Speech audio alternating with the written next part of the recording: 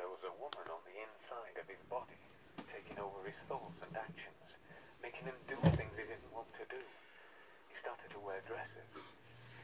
The delusions got so bad. It's so dated, this preoccupation with cross-dressing, as if it is something we should fear. Woman inside him telling him to do things he didn't want to do. Classic transphobia. I don't think this is how it was intended, but the bad taste in your mouth you get from bigotry just feeds the horror. Are you still there? If you are, please go on. Hello? Tunstall hanged himself. He tied wire around his neck to a lathe and switched it on. Did it where he kept his tools, under the stairs.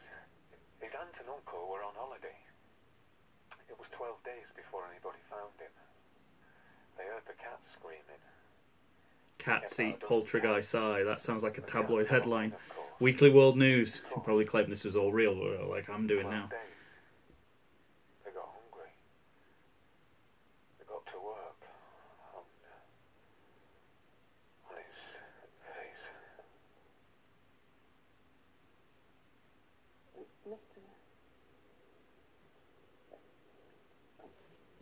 I'm sure what you say is true. We've no reason to disbelieve you, but in order to substantiate... He's gone. No, he's hung up. Sorry, but that's where it is. He's gone. Yeah. I think this is the alien skin. What is? I mean, what happened on that spot? How many terrible things? This has got to be nonsense. Before Tunstall, before Mother Seddons, way back, maybe into prehistory. Oh, nonsense. I mean, no more courts, please. Telephone exchange. This little tidbit explains why it was so hard for viewers to believe this wasn't true. The switchboards were jammed in real life. Now there's no one at the other end of the line to tell some shut-in in Gloucester it's not real. At the same time, we're learning that poltergeists can get into the phones. Reality is confirming the fiction, and it's absolutely chilling. You're the expert. You can't get clearer than that. Again, she doesn't know what's happening. What's the matter? It's in the machine. What? Look at the picture. Where? Picture we're seeing now isn't live. That's an understatement. Another crossover with our situation. I thought we were live, but we're on a delay. Everything I'm talking about in the film finds its way out into the world, even before I've talked about it. The world. It's not even an exaggeration. People can watch this anywhere within certain socio-economic... Mike! I can call Mike and find out what everyone's seeing. No answer, line's busy.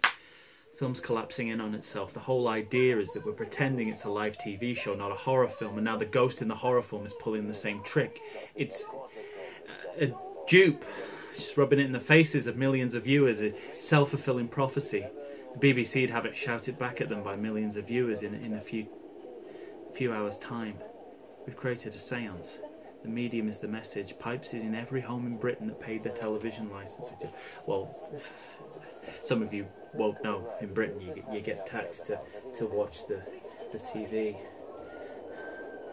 I've got to reset the internet. If airing this is acting like a global seance, I need to turn the lights on all over the world. Break the trance. I'll be back. I'll be back probably. I'm gonna unplug the router.